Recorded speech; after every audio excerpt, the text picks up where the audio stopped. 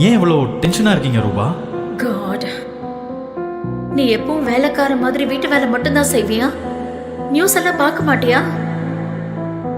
நீ எவ்வளவு பெரிய பிசினஸ் மேனோட மருமக, உனக்கு நியூஸ்ல என்ன நடக்குதுன்னே தெரியாதா? என்னாச்சு ரூபா மேம்? அங்க பாரு. டெண்டர்ஸ் கிடைக்காததால் சரவணன் இண்டஸ்ட்ரீஸ் மிகப்பெரிய பின்னடைவை சந்தித்துள்ளது. இந்த 2000 கோடி டெண்டர் மூலம் திவாலாக போகும் கம்பெனியை மீட்க இருந்த கடைசி வாய்ப்பும் கை நழுவி விட்டது. கடனில் கவிழ போகும் கம்பெனியை எப்படி மீட்க போகிறார் CEO Surabhi? Excuse me, mister Nithin Varma right? Hi, நான் சுரபி, சரவணன் குரூப்போட CEO. Please don't mind me asking. நீங்கள் ஒருத்தங்கிட்ட பேசிட்டு இருந்தீங்கல்ல, உங்களுக்கு அவனை எப்படி தெரியும்? ஏன்னா அவன் பார்க்க ரொம்ப லோக்கலாக தெரியுறான். உங்களுக்கு அந்த உதவக்கரையை எப்படி தெரியும்?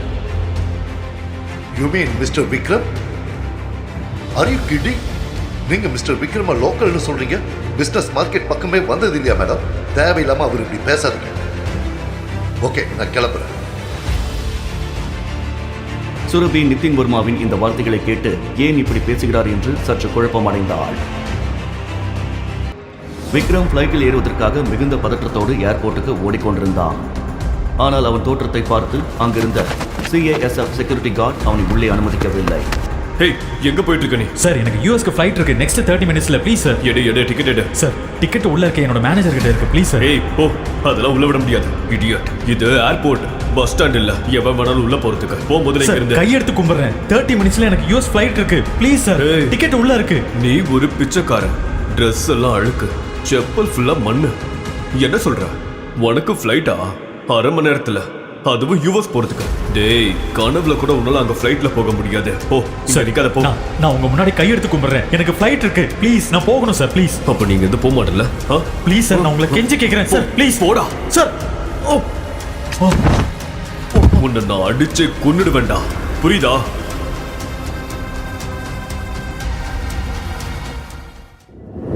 ஓய் விக்ரம்.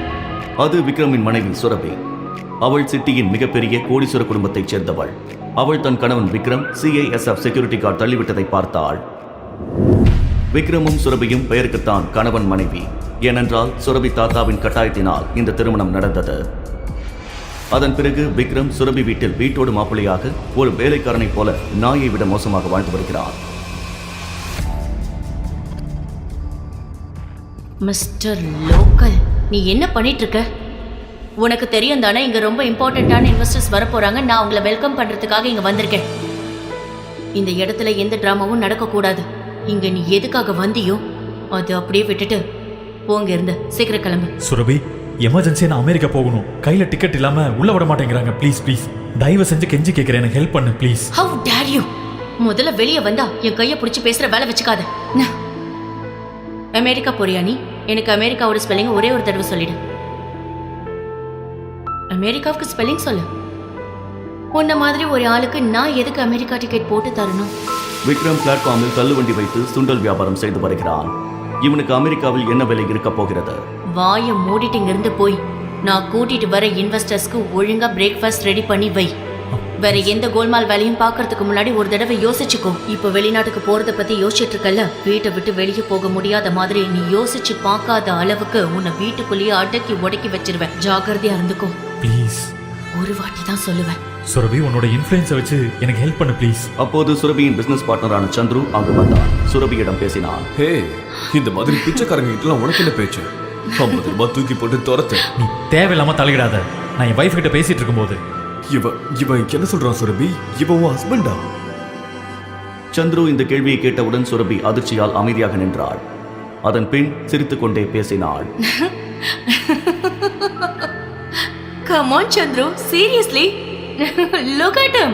இவனுக்காக சந்தேகப்படுறியா? இவன் அப்பியரன்ஸ பாரு. இந்த ஆள் கூட நிக்கிறதுக்கே எனக்கு கேவலமா இருக்கு. நீயே நினைச்சு பாரு. இவெல்லாம் என் ஹஸ்பண்டா? பிச்சை கேட்டு வந்தான் சந்துரு. ஒன்னு பிச்சை போடு, இல்லைன்னா இங்க இருந்து துரத்து. ஏன்னா இந்த ஆளு என்னோட ஹஸ்பண்டா இருக்கவே முடியாது. முதலில் சுரபியை விக்ரம் சிட்டி ஹாஸ்பிட்டலில் தான் பார்த்தான். அவன் அம்மாவிற்காக அந்த ஹாஸ்பிட்டல் சென்றிருந்தான். ஒரு பணக்கார பெண் அவளுக்கான மற்ற வேலைகளை விட்டுவிட்டு ஹாஸ்பிட்டலில் இருந்த கேன்சர் பேஷண்ட்டுகளிடம் கிஃப்ட் கொடுத்து கொண்டிருந்தாள். அவள் மிகுந்த அன்போடும் கருணையோடும் கிஃப்ட் கொடுத்தாள். அந்த கேன்சர் பேஷண்ட்டுகளும் அவர்கள் அன்பை அவளிடம் வெளிப்படுத்தினர். இந்த விஷயத்தை பார்த்ததிலிருந்து விக்ரம் சுரபியிடம் தன் மனதை இழந்தான். அப்போதிலிருந்தே விக்ரம் சுரபியை காதலிக்க ஆரம்பித்து விட்டான். ஆனால் அங்கு நின்று கொண்டிருந்தவன் தான் தன் கணவனாக போகிறான் என்று அவளுக்கு தெரியவில்லை.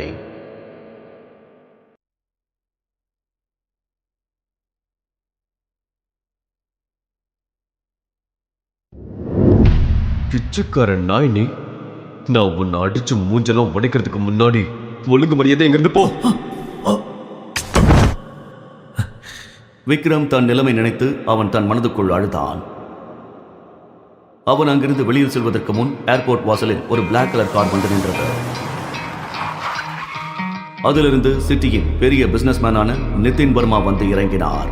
உடனே அவர் பார்வை விக்ரமின் மேல் பட்டது. விக்ரமை பார்த்து கொண்டே வந்தவர் அவனிடம் பேசினார். மிஸ்டர் விக்ரம், நீங்க சார் உங்களுக்கு எனக்கு தெரியுதா? நிதின் வர்மாவை யாருக்கு தான் தெரியாது. சுரபி அவரை பார்த்தவுடன் கண்டுபிடித்து விட்டாள். அவர் விக்ரமுடன் பேசிக் கொண்டிருப்பதை பார்த்த சுரபியும் சந்துருவும் அதிர்ச்சி அடைந்தனர். மிஸ்டர் நிதின் வர்மாவை இந்த பிச்சைக்காரனுக்கு எப்படி தெரியும்? அதே தான் யோசிச்சுட்டு இருக்கேன். நிதின் வர்மா 5000 crores ப்ராப்பர்ட்டிக்காக தான் இங்க வந்தாரு. ஆனா அந்த உதவாக்கரை கிட்ட எதுக்கு பேசிட்டு இருக்காரு? ஐம் ஷூர் அவரோட டிரைவரா இருப்பான். ஹலோ, நீங்க சீக்கிரம் வாங்க, இமிடியேட்லி.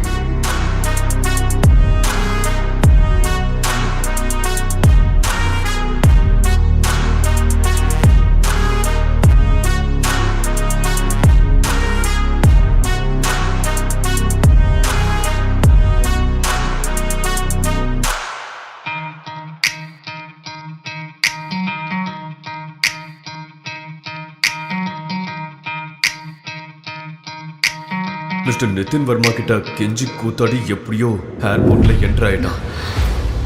ஆனா ஏர்போர்ட்ல போய் என்ன பண்ண போறான்னு தெரியல. மறுபக்கம் ஏர்போர்ட்டுக்குள் சென்ற விக்ரம் மிகுந்த பதட்டத்தோடு ஓடிக்கொண்டிருக்கும் போது அவனது மேனேஜரை சந்தித்தான். இதுதான் உங்க யூஎஸ்கான டிக்கெட். இது உங்களோட போன். சீக்கிரம் கேட் நம்பர் 3 குள்ள போங்க. உங்ககிட்ட டைம் இல்ல. Okay, thank you. விக்ரம் மேனேஜரிடம் பேசிவிட்டு கேட் நம்பர் 3க்குள் நுழைந்தான். கேட் நம்பர் 3க்குள் சென்று கொண்டிருக்கும் போது திடீரென்று ஒரு ஆண் வந்தான். அவனை இடித்து இருவரும் கீழே விழுந்தனர்.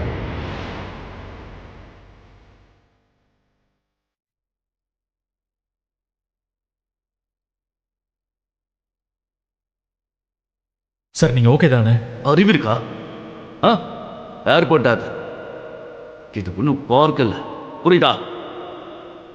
இந்த மாதிரி லோக்கல் ஆளுங்களை உள்ள யார் விட்டது? சாரி சார், அவசரத்தில் வந்ததால தெரியாம அடிச்சிட்டேன்.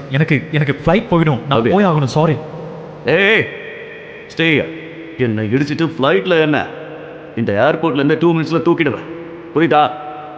உனக்கு தெரியல நீ யாரை இடிச்சிருக்க சார். புரியுதா? எங்களோட எம்பியை இடிச்சிருக்க. உனக்கு இவர் யாருன்னு தெரியல.